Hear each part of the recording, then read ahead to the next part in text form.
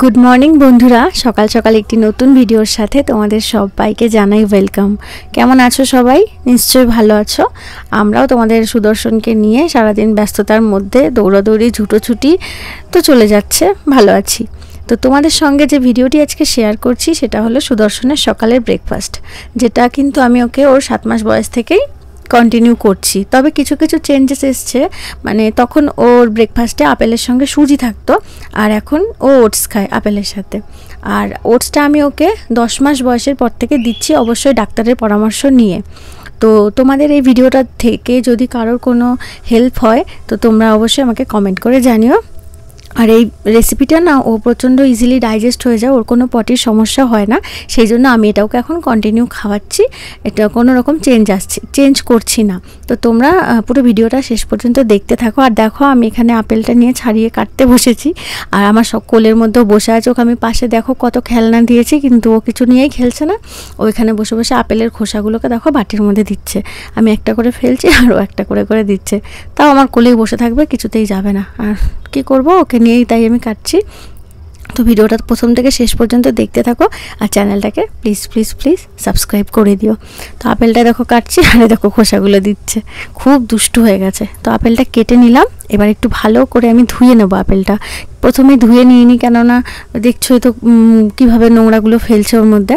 ও ধুয়ে নিয়ে এ দেখো এর মধ্যে খেজুর দিলাম 2টো, আর খেজুরের বীজগুলো ফেলে দিয়েছি, আর 7-8টা মতো কিশমিশ দিয়েছি। তো এবারে ঢাকনা লাগিয়ে 2 থেকে 3টে সিটি দিলেই কিন্তু আপেলটা খুব ভালোভাবে সেদ্ধ হয়ে যাবে, তার সঙ্গে খেজুর কিশমিশ সবই। আর এদিকে দেখো আমি ঠান্ডা জলে ওটসটা গুলে নিচ্ছি। ওটসটা এখানে আমি পাউডার বানিয়ে নিয়েছি মিক্সিতে, কেননা ওটসটা যেহেতু অন্য ফর্মে মানে একটু দানা দানা টাইপের থাকে। এই দেখো, এটা আমি ওকে খাওয়াই, আর তো সেই জন্য সেটা আমি মিক্সিতে পাউডার করে নিয়েছি, যাতে এটা ওর খেতে খুব সুবিধা হয়। আর এটা ঠান্ডা জলে আমি ভালো করে গুলে নিচ্ছি, কেননা গরম জলে পড়লে না কেমন একটা দলা পাকিয়ে যায়, সেটা খেতে খুব ওর অসুবিধা হয়। সেই জন্য ঠান্ডা জলে খুব ভালো করে গুলে নিচ্ছি। আর এবার বসিয়ে দিয়েছি গ্যাসে, গোলানো হয়ে গেছে। আর এটাকে না কন্টিনিউ এভাবে নাড়তে হয়, না হলে না তলায় দলা পাকিয়ে যায়। এটা নাড়া বন্ধ করলেই দলা পাকিয়ে যায়। আর এটা বেশিক্ষণ টাইম লাগে না জানো তো, খুব তাড়াতাড়ি হয়ে যায়। 2-3 সেকেন্ডের মধ্যেই এটাকে নাড়তে নাড়তে এটা একটু ঘনত্বটা মানে থিকনেসটা একটু গাঢ় হয়ে যায়, তখনই এটা রেডি হয়ে যায়। তো তোমরা চাইলে কিন্তু এর মধ্যে ড্রাই ফ্রুট পাউডার অ্যাড করতে পারো। আমি ওটাকে এখানে দিচ্ছি না, স্কিপ করছি, কারণ ও রাতে সেটা খায়। আর তোমরা চাইলে আমি রাতের রেসিপিটাও তোমাদের সঙ্গে শেয়ার করব। আর এখানে দিলাম একটু জাগগেরি পাউডার। আর এই দেখো আপেল টাপেলগুলো সেদ্ধ হয়ে গেছে সব কিছু। এই ছাঁকনিটার সাহায্যে মানে আমি ছেঁকে নিই। এই ছাঁকনিটার সাহায্যে আমি ওকে ফলের জুস বলো, ভাত খাওয়াই, যে ডাল ভাত খিচুড়ি যেটা খাওয়াই, সেটাও আমি এটার সাহায্যে ছেঁকে নিই। তোমাদের ঘরে বাচ্চা কাচ্চা যাদের আছে তারা সবাই এটারই ইউজ করো আমার মনে হয় অনেকে। আবার অনেকে মিক্সিও ইউজ করো।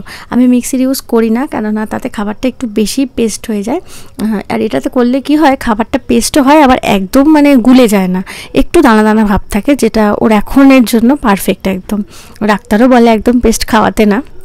তো এই দেখো খুব সুন্দরভাবে এটা ছাঁকা হয়ে গেছে। আর আমি একটা বাটির মধ্যে জল নিয়ে তার মধ্যে খাবারটা বসিয়েছি, যাতে খাবারটা খুব গরম, তো ওকে খাওয়াবো, ঠান্ডা হয়ে যায় তাড়াতাড়ি।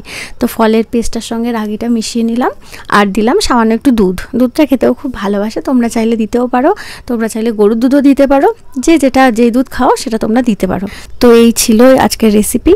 তো তোমরা ওই রেসিপিটা তোমাদের বাচ্চাদের জন্য ট্রাই করতে পারো, ওদের ভালোও লাগবে। আর খুব হেলদি একটা রেসিপি, ওয়েট গেইনের জন্য কিন্তু ভীষণ ভালো।